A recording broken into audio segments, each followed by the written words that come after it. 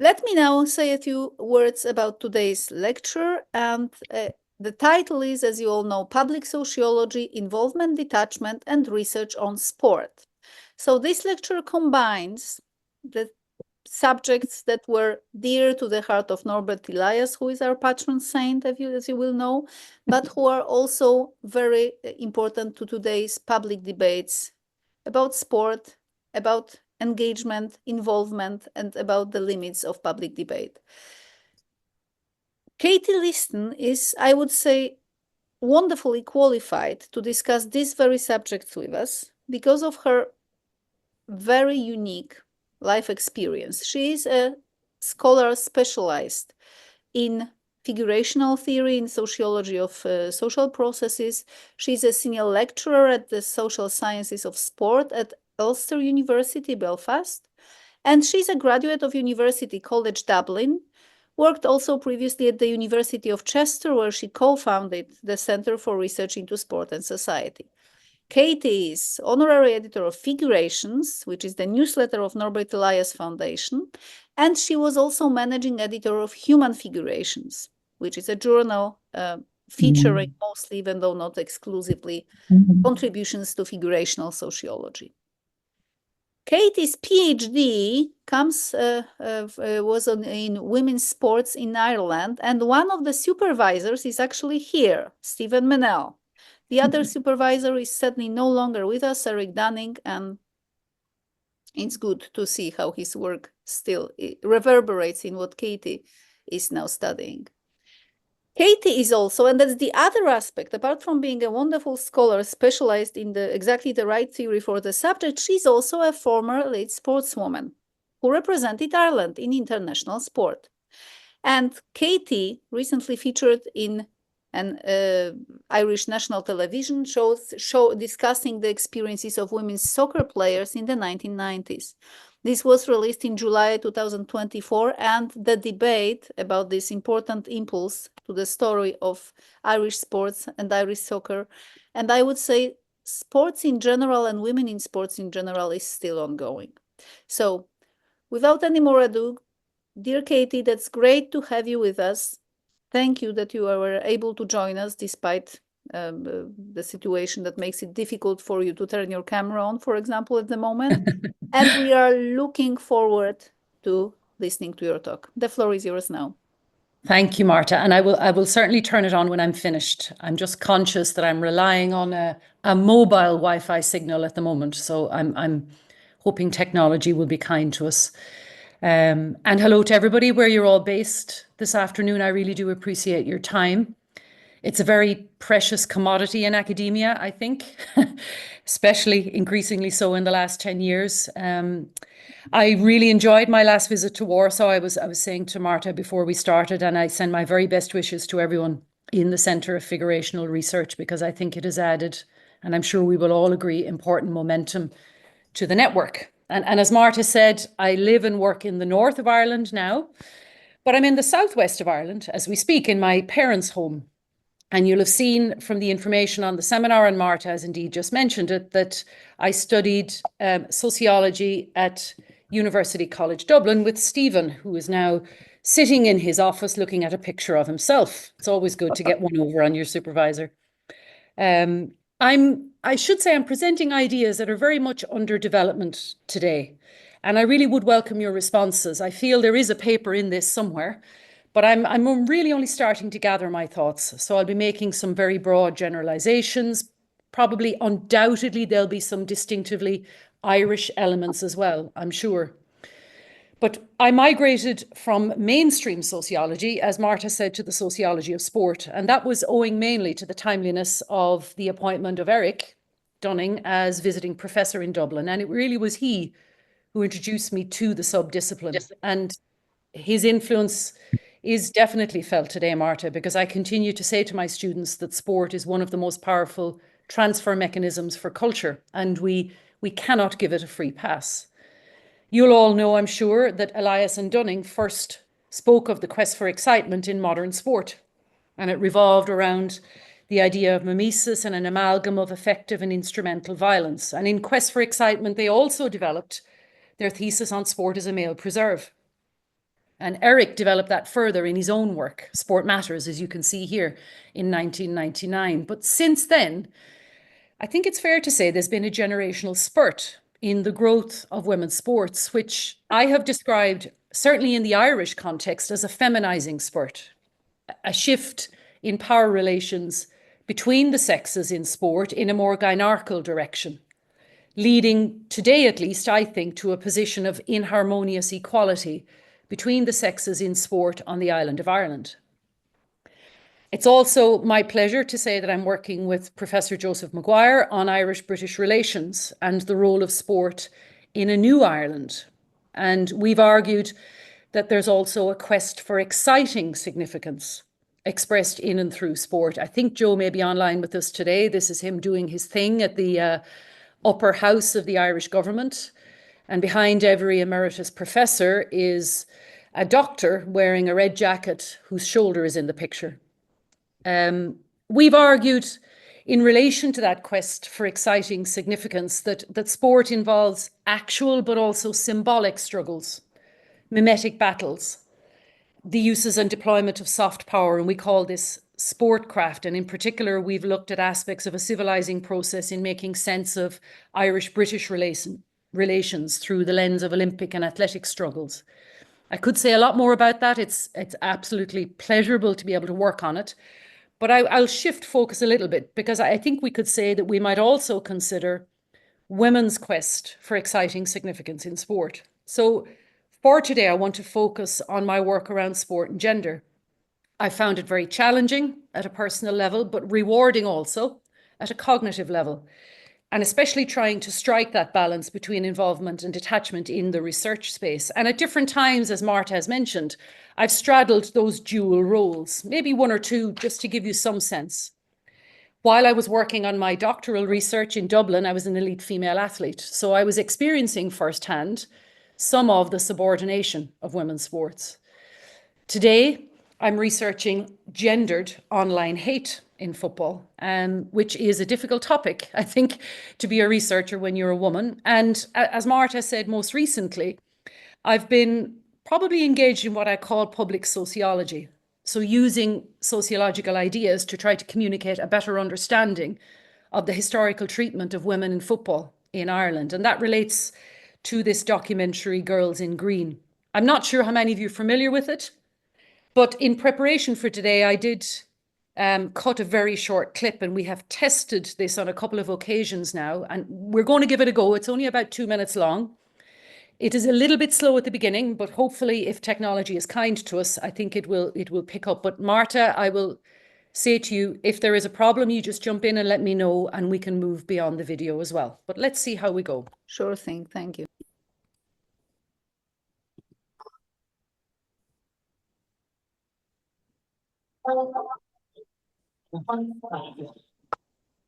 Imagine being a teenage girl, mad about soccer, only for that world to be turned upside down. I'm angry at myself for not talking to him. I'm angry at myself for not looking for support.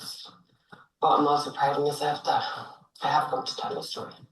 I mean, no girl should have to go through that. Just because they love playing soccer. If what you thought was a dream come true turned into a long-lasting nightmare, I really lost interest in the whole association. From growing up, not being able to sleep at night, being so excited about the next morning getting the bus to Dublin. Now I can't even watch the game. What's happened is just it's so fresh in my mind. I haven't fully, or even probably started to deal with it. that a girls' soccer training course, administered by the state and paid for by taxpayers' money, was rolled out without proper protection for those taking part. A lot of I was repressed. So the thoughts of this happening again, people have to know. People have to know. I think if you don't have the right safeguards in place, like everyone involved is more vulnerable. And for years, you carry on thinking you were the only one. There's a lot of trauma in that realm, and a lot of angry people, a lot of people who felt that they've been let down. Imagine that wearing the green jersey can turn from your proudest moment to something you just want to forget. You ain't gonna go up there to the big boys, as they'd like to say. You were too scared. You were too afraid. I was never proud to play for Ireland. It was just an awful experience. that soccer's national association, entrusted with the care of tens of thousands of young players, treated safeguarding as an afterthought. Our structure at that time, I won't say it wasn't good, it was non-existent. Probably the most abiding feeling I have is one of anger, and it's followed closely by sheer sadness at the field of broken dreams.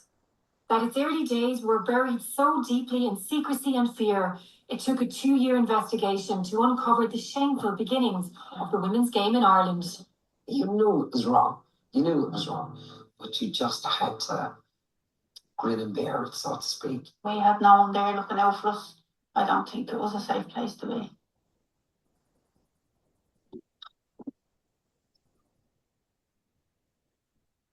So hopefully the technology was okay for everybody. This documentary, it ran alongside a newspaper investigation called Field of Broken Dreams. And that was my description, as you've heard from the video, of this very sad period. I have to say I didn't plan my involvement in it, nor did I seek it out. I essentially processed my own experiences and channeled them into my PhD research.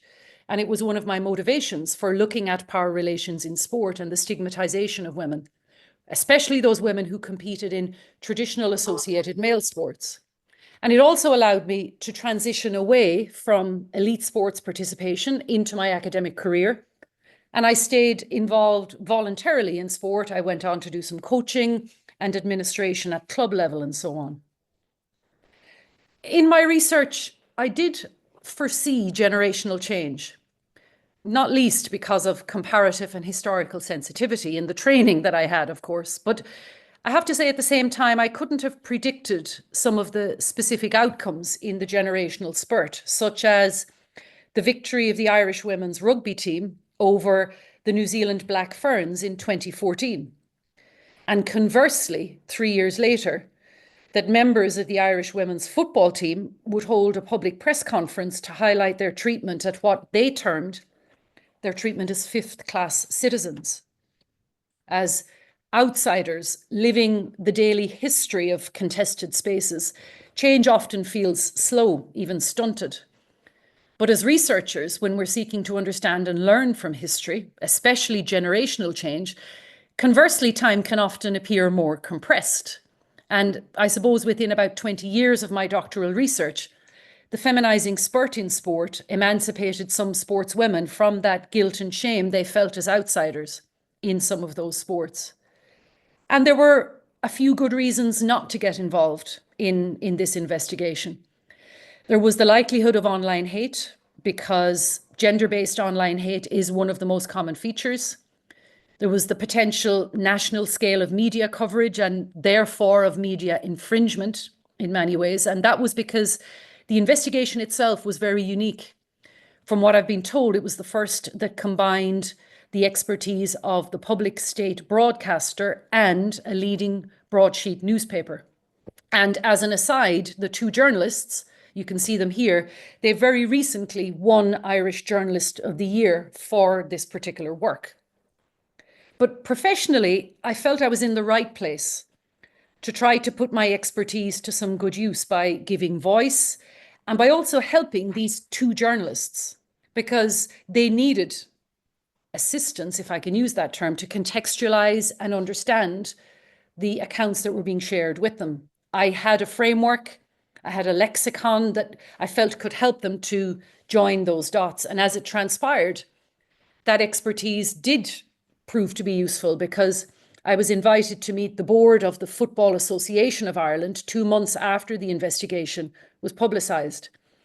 And I was also asked to speak to the independent contractor that the association used in this space, an organisation, as you can see here, called Raise a Concern, because equally they didn't have a background in sport and culture. This organisation's expertise is mainly in workplace wrongdoing and whistleblowing. So putting the expertise to some potentially good use was the culmination probably of insights over a long period of gestation, of being able to absorb empirical knowledge, of course, ongoing sociological reflection spanning my own elite sports participation right through to all those voluntary roles.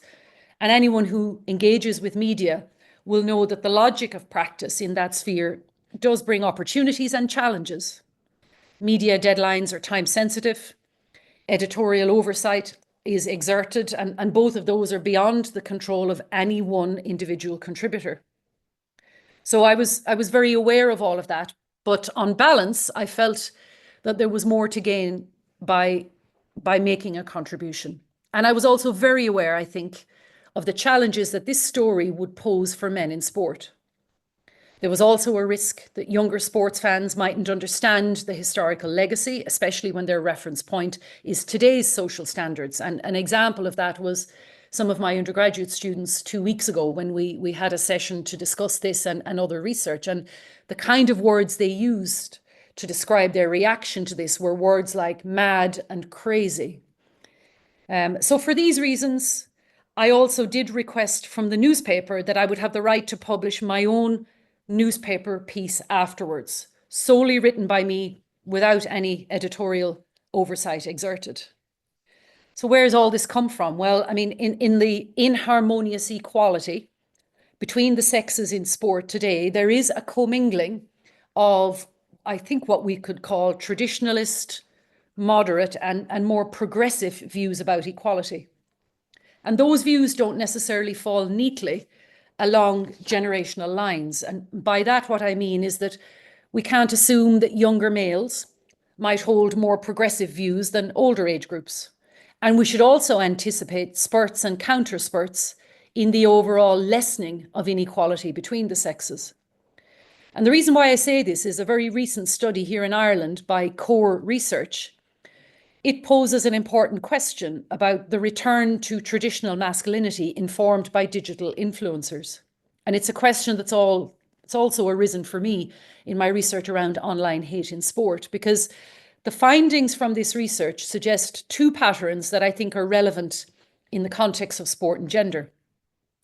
Firstly, younger males, a group that are also highly likely to participate in and follow team sports. This group hold, according to this research, more traditionalist views.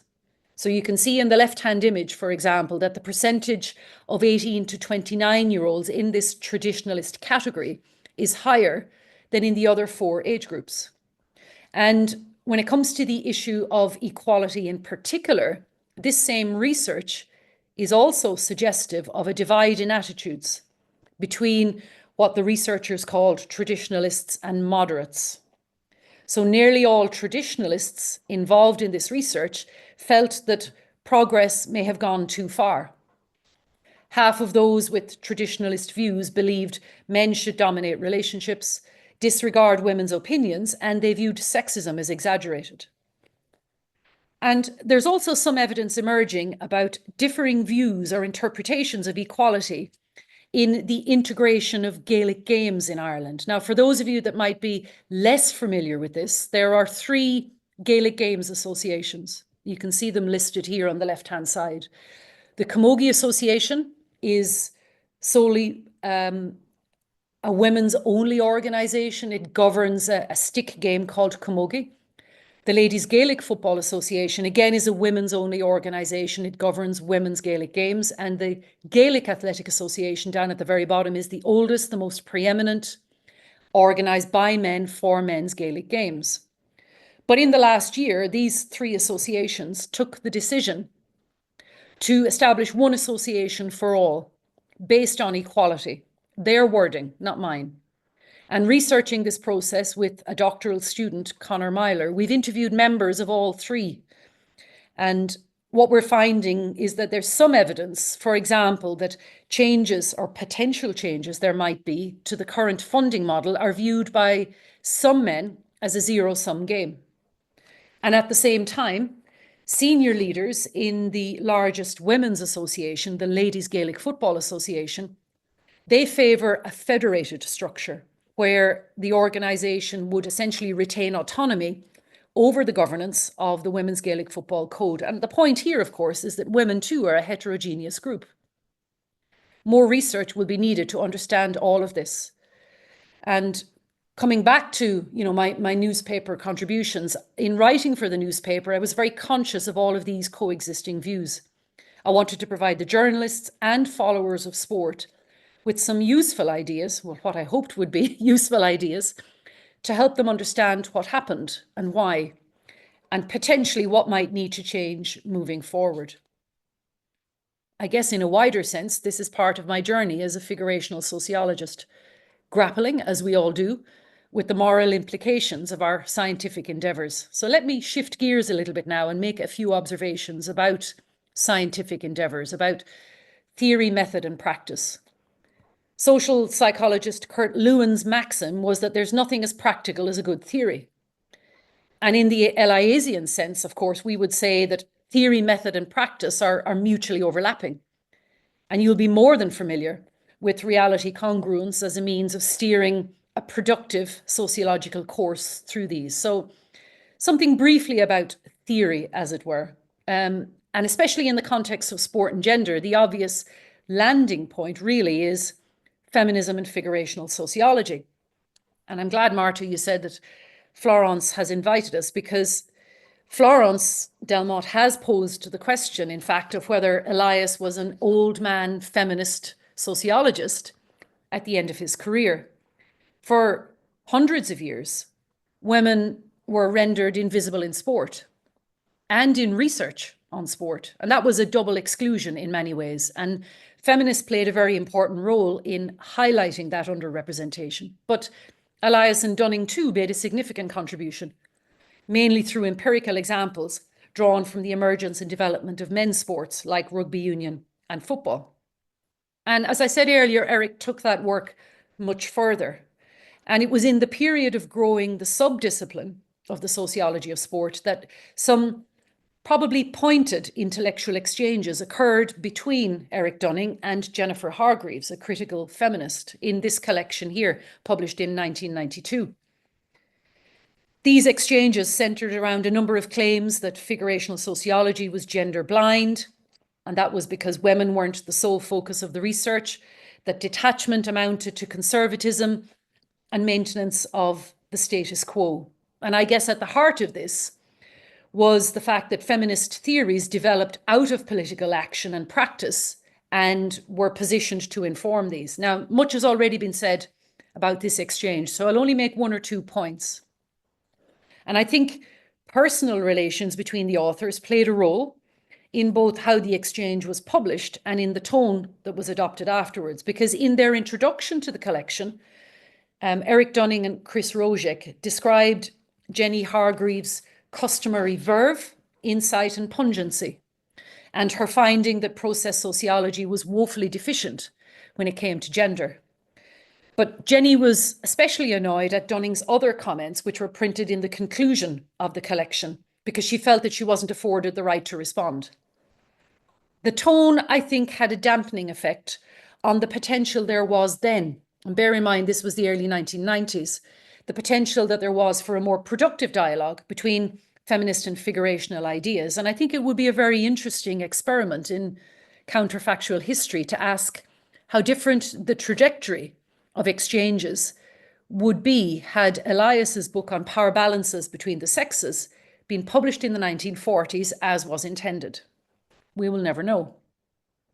But I guess the exchange also reflected struggles between and within disciplines for status and autonomy at that point in time. And subsequent generations of research has taken probably a more reflexive, democratizing, and certainly a synthesizing approach, in keeping probably with what Cass Wouters and Richard Kilminister have called third nature processes. Sociological ideals will always reflect a balance between knowledge and fantasy, and that ratio has to be investigated in every instance. And we know that that doesn't mean that we have to always challenge systems of ideological belief that serve to maintain the dominant positions held by certain groups, or even that we have to self-consciously adopt our own viewpoints.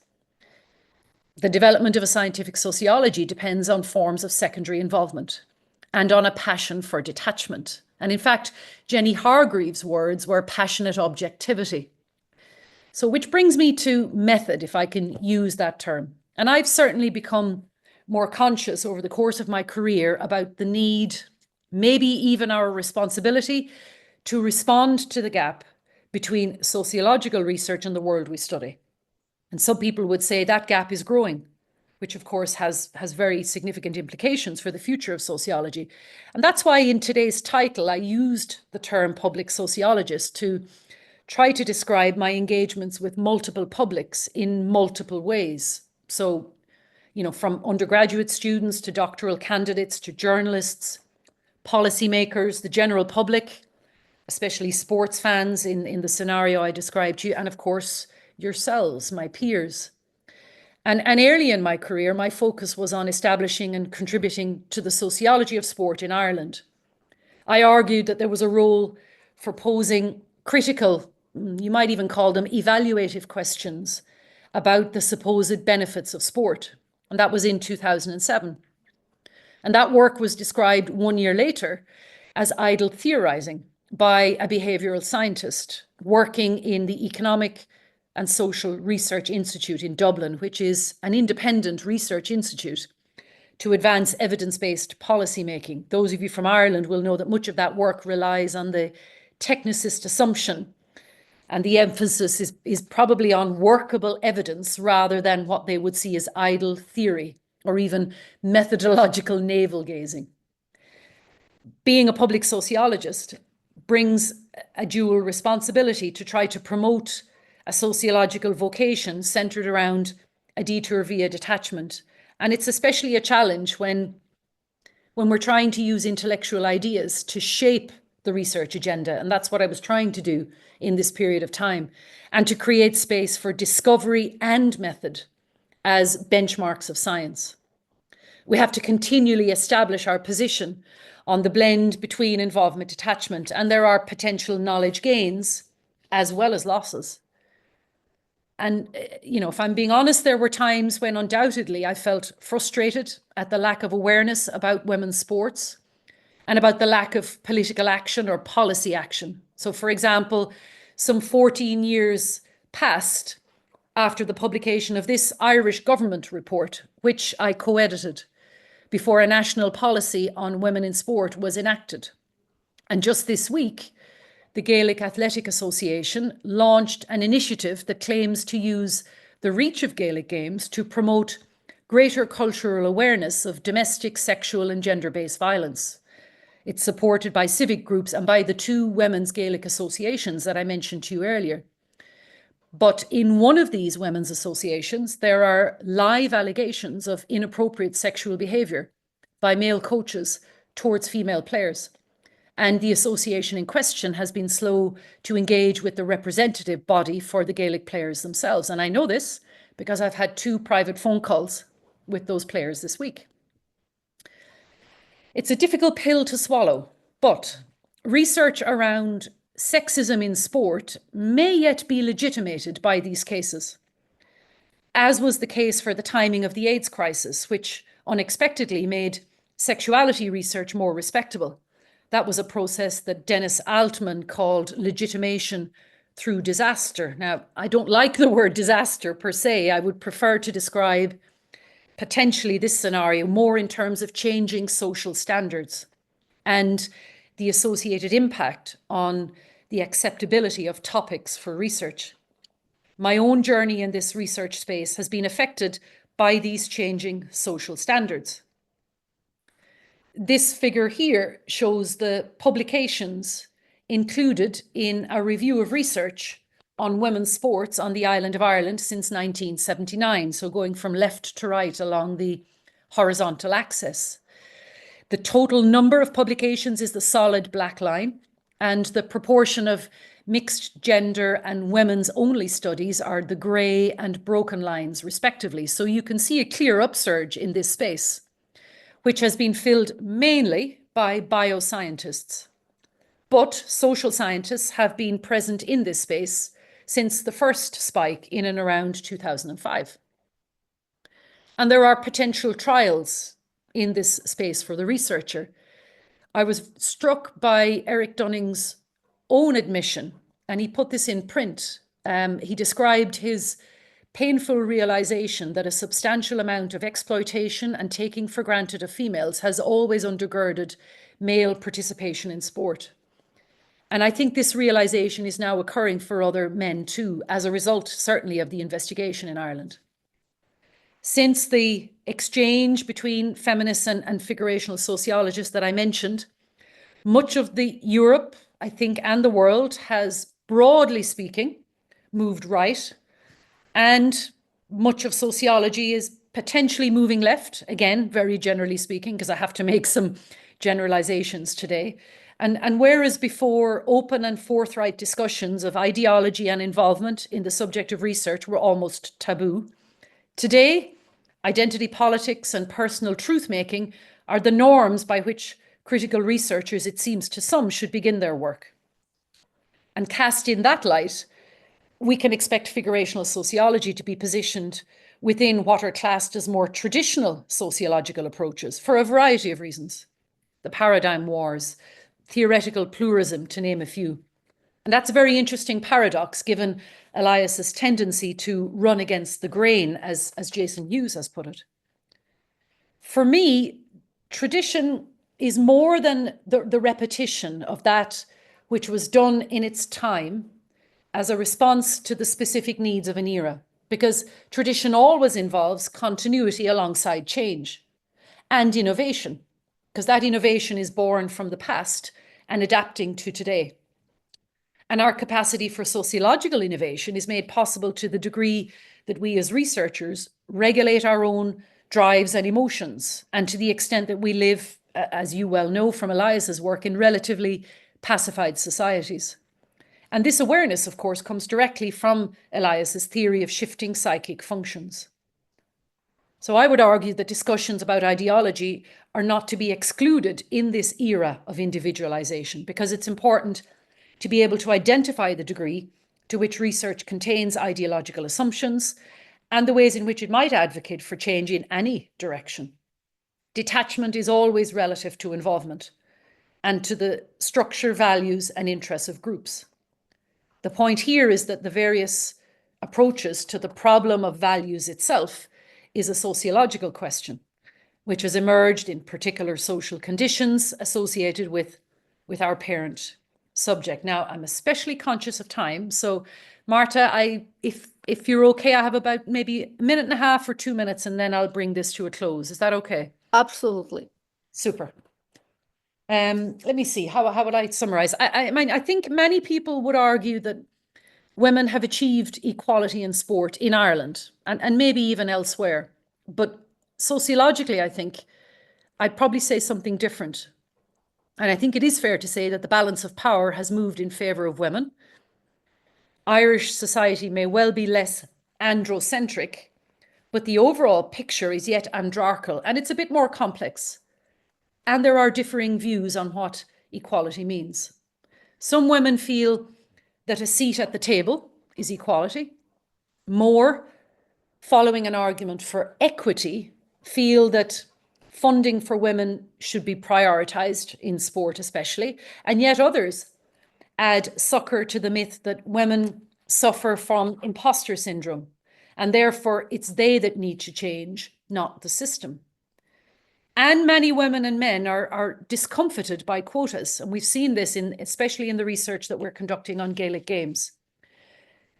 For these people, sport has a readily identifiable meritocratic core or essence that must always be, if it's to be worthy of the claim that it is above politics. Now, of course, ultimately, these are empirical questions, because what's at work are changing ideas about the role of knowledge and truth, particularly whose truth counts and why. And we all possess a priori conceptions of how events are connected. We hold values towards sport and, of course, other social practices. And as the world has, broadly speaking, moved right, we see a tendency to fight more and more in the name of isms, populism, hodiocentrism, and others. You know, I don't need to create a long list here, but I'll just mention a couple of names: Trump, Orban, Wilders, Le Pen, and others, who like to portray life in the present as being worse than life in the past. So in seeking to bridge that gap between sociology and the world around us, I think we have an important role to play, grounded in a sociological theory of knowledge and the sciences.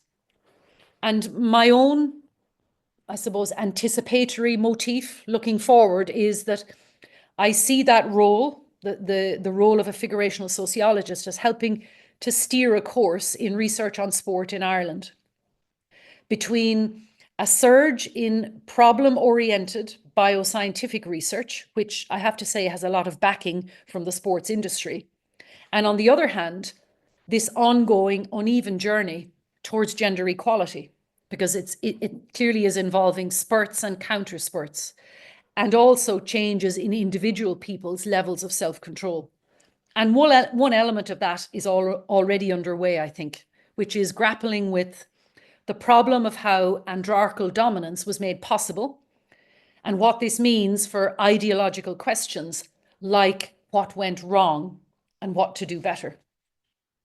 An all-round realistic, empirical and theoretical picture needs to be developed that might correct for any form of evaluative blaming that is likely to emerge from one-sided explanations.